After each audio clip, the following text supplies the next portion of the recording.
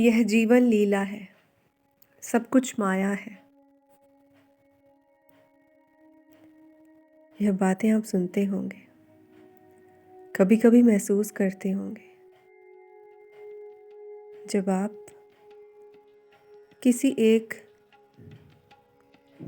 दृश्य से अदृश्य हो जाते होंगे, एक दृश्य आपके सामने चलता होगा, आप उसमें भागीदार ना होंगे, आप उसमें अपना पार्ट प्ले नहीं कर रहे होंगे, तब आपको वह माया दिखाई देगी।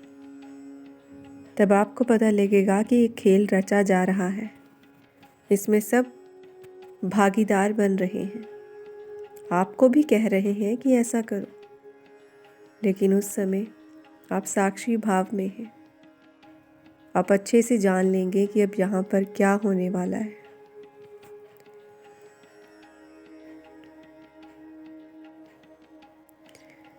इसके बारे में बात करने के लिए हम कुछ उदाहरण लेंगे, कुछ ऐसी बात जिसमें रास मंडल रचाया हो। तो कृष्ण के साथ रास रचाना हो तो गोपी बनना ही पड़ेगा। गोपी बन कर एक दिन कृष्ण भी बन जाएंगे, लेकिन गोपी बनने से गुजरना ही पड़ेगा। गोपी बनना कृष्ण होने के रास्ते पर पड़ाव है। जो गोपी बनने को तैयार नहीं, वह कृष्ण कभी ना बन पाएगा। ऐसे ही गोपी नाचते नाचते नाचते नाचते पास आती जाएगी, मंडल छोटा होता जाएगा और नाच तीव्र होता जाएगा। गोपी धीरे धीरे खोती जाएगी, लीन होती जाएगी और मंडल और छोटा होता जाएगा। और एक दिन सुबह से सांझ हो जाएगी, चांद सिर पर होगा। नाचते नाचते आप कब कृष्ण में लीन हो जाएंगे पता नहीं चलेगा। मंडल समाप्त हो जाएगा, रास पूर्ण हो जाएगा, मिलन हो चुका होगा। एक कथा है जहाँ पर राधा के नाम का कोई उल्लेख नहीं। कुछ ऐसी बातें जिनमें गोपी ऐसी भी थी जो छाया जैसी थी, उसका कोई नाम नहीं। वह छाया की तरह उनके पीछे लगी रहती, छाया की तरह। यही तो राधा होने का ढंग है। अच्छा किया कि नाम नहीं लिया। नाम तो बाद में दिया, बहुत बाद में। कहते हैं कि कवियों ने ऐसा नाम रख दिया, और नाम भी दिया बड़ा प्यारा। धारा के विपरीत राधा। धारा को उल्टा कर लिखा तो राधा बन गया। जैसे गंगा गंगोत्री की तरफ बहने लगे तो राधा हो गई। मूल स्रोत की तरफ बहने लगे तो गोपी भाव का जन्म हुआ। जब अपना नाम भी भूल जाए तो राधा का जन्म होगा। धारा को साथ लेते हुए चलिएगा। जब अपना अलग होने का कोई ख्याल ही नहीं रह गया, कृष्ण की छाया बन गए। जहाँ जाने लगे वह छाया क्या करे। रास गहन होता चला जाएगा। गोपियों का भाव भर गया, गोपी होने की धारणा बनी। कृष्ण की तरफ पहला कदम। गोपी की आकांक्षा क्या है? हजारों गोपियाँ। कृष्ण की कथा मधुर लगती है। परमात्मा खोजी अनंत, एक मंजिल रास्ते अनेक, रास्तों पर चलने वाला यात्री। तो कृष्ण एक है, 16,000 गोपियाँ। 16,000 तो सिर्फ प्रतीक हैं, हजारों गोपियाँ। लेकिन हजारों गोपियों को एक कृष्ण ने लुभा लिया। कोई ईर्ष्या भी नहीं, प्रत्येक गोपी कृष्ण से सीधे जुड़ गई। दूसरी गोपी की कोई चिंता भी नहीं। प्रत्येक गोपी को ऐसा लगने लगा कि कृष्ण उसी के साथ नाच रहे हैं। आपने ऐसे चित्र देखे होंगे जिसमें कृष्ण अनेक रूप ले लिया हो, सब गोपियों के साथ नाच रहे हों। परमात्मा जब हमें मिलेंगे तो हमें लगेगा यह कोई सार्वजनिक चीज़ नहीं, यह बिल्कुल निजी हमारे व्यक्तित्व से जुड़ी हुई है। जब हम वह पा लेंगे तो वह बिल्कुल हमारा होगा, हमारे जैसा, हमारा ही।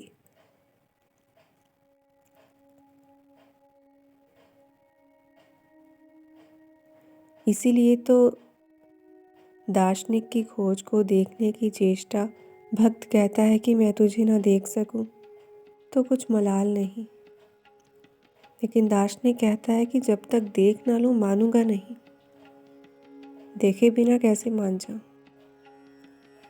भक्त कहता है कि मैंने पा लिया, महसूस हुआ और अब मेरे साथ है। जैसे सूरज निकला, अंधा ना देख सके सूरज को, इससे क्या फर्क पड़ता है? सूरज तो अंधे को निहारे जा रहा है, सूरज की तो किरण किरण उसके ऊपर पड़ रही है। दार्शनिक और भक्त का यही भेद है। ज्ञानी कहता है परमात्मा को देखना है, भक्त कहता है कि परमात्मा मुझे देख ले। अब हमें एक रहस्य की बात ख्याल में लेनी होगी।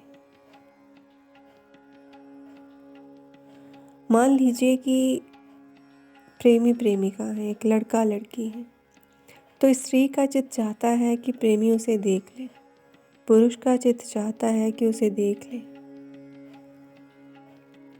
इसीलिए आपको हैरानी होगी कि मनोवैज्ञानिक बड़े चिंतन में पड़े रहते हैं कि पुरुष की बड़ी आकांक्षा होती है अपनी प्रेयसी के ढंगों को देखने की।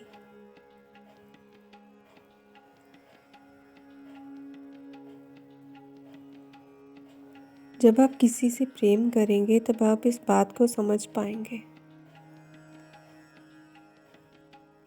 परमात्मा के प्रेम में चिंता की जरूरत नहीं।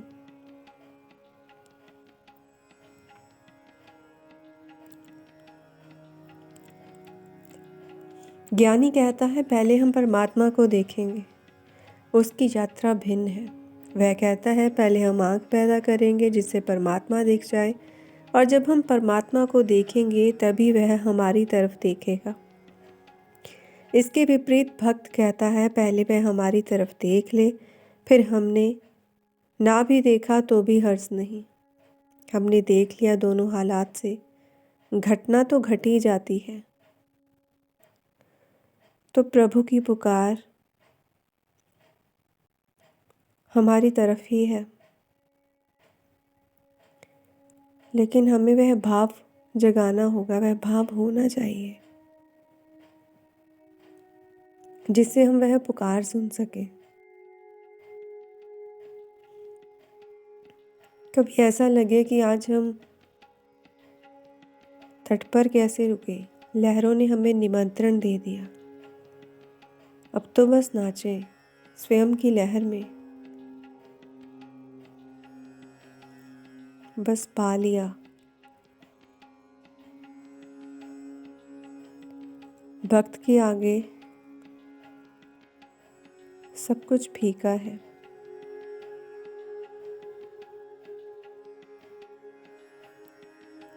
जिसको भक्ति की लहर उठ रही हो वह रुके ना, बस चल पड़े, रास में सम्मिलित हो जाए। रास तो चल ही रहा है, उसी के आसपास सभी कुछ हो रहा है। कुदरत को ही देख लें, तारे झूमते दिखाई पड़ेंगे, उसी के पास पृथ्वी है, ग्रह है, उपग्रह है, सब नाच रहे हैं। यह रास चल ही रहा है। इस सारे जीवन नृत्य का वही केंद्र है। बस उस रास में सम्मिलित हो जाओ।